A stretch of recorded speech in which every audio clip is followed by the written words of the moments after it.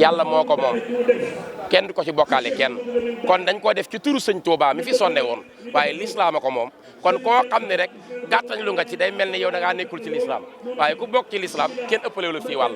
ñëpp a fi bokk yem loolu xam nañ ko taxawaay bi rafet na ñu ngi dundal la mag ña xamoon loolu moo amoon Tiwaawan looloo amoon Touba ñoom ñëpp benn la ñu woon mosu ñoo tàqalikoo kon ku koy tàqale yaa fiy jóge rek waaye ñoom rafet a dox seen diggante te mag ñaa ngi ko doon dox ba ci nun kon loolu la Tiwaawan xam loolu la Cenaba xam loolu la Ñaseen ya xam loolu la Njaasaan xam seen liggéeyu bopp la l'islam a ko moom Sénégal a ko moom ñun ñëpp a fier tey jii nekk doomu Sénégal fier nekk ay jullit fier nekk ci réew mi fier nekk tey ji doomu Dakar lii am fi kon ñëpp a ko bokk ñu ngi sant kon ñoom seen ñëw gi di leen gërëm waaye gërëm sunu bopp la l'islam bépp a ko moom amul xeej ak seen te sunu mbokk yooyu ci Tiwaawan war nañ fee def sax seen xadra def fi wasifa lépp jëm ci bis bi pour wane ni kon lépp benn kon ñu ngi leen di sant di leen gërëm loolu rek mooy l'islam saa bu xatee daal du l'islam saa bu yaatoo l'islam pour wane ni lépp li benn l'islam rek moo leen tax a jóg sëñ Xaadim yow mi dëkk Ndakaaru nga xam ne tey bu ne Masaalikul Jinaan xel yëpp dem Ndakaaru te Ndakaaru gii nag la nekk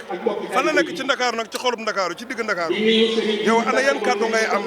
di ko jëbal ci waa Ndakaaru ci taxawaay bi ñu war a taxaw nag ci Masaalikul Jinaan ndax nag ouverture bi c'est bien beau ouverture bi dañ koy ubbi waaye li ci kanam dafa naa ne am na beneen liggéey bu am importance ak ni nga xam ne moom la ñu war a mën a téye jumaa ji ana yow lan nga ciy sànni nga xam ne war nga ko digal ñi nga xam ne ñoo nekk Ndakaaru nga xam ne ku ñëwit fekk nañ ci liggéey bi. waaw man li may sant sama mbokk taalibe rek mooy dañoo am loo xamante ni lu rëy la kon nag ku am lu rëy tamit vraiment da nga ko war a sàmm bu baax a baax xanaa di ko toppatoo et puis tamit xam ni daal lu jafe lañ am ñu di ko sant bu baax di ko sant sëñ Touba daal loolu daal laa amoon lu ma ci wax. waaw l'islam amati na ndam Serigne Touba amati na ndam waaye tey ji ku xool ñetti guddi Ndakaaru yi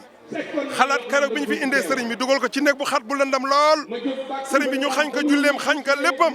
tey mu ñëw nga gis jumaa ji ci digg Ndakaaru nga xam ne liggéeyal yàlla moo am solo comme ni ko sëñ Abdoulaye Diop Bichri waxee kuy lebal daal da ngay lebal ko am pay yàlla moo am pay Serigne Touba li ñu ko tegoon du woon ay doomam du woon njabootam bàyyi na këram bàyyi taalibeem lépp ba mu génnee l'islam moo taxoon mu génn bis boobu nag ñu ko xañe loolu yëpp tey suñu borom fayee na ko ci lii Serigne Mountakha ñëw Ndakaaru tisbaar mu julli fi ñaari rakk tisbaar mu ñëw jullee ko fii nga xam ne kon Serigne Touba luñ ko mas a xañ ci julli rek suñu borom fayee na ko fii kon Ndakaaru seen bisa ngoog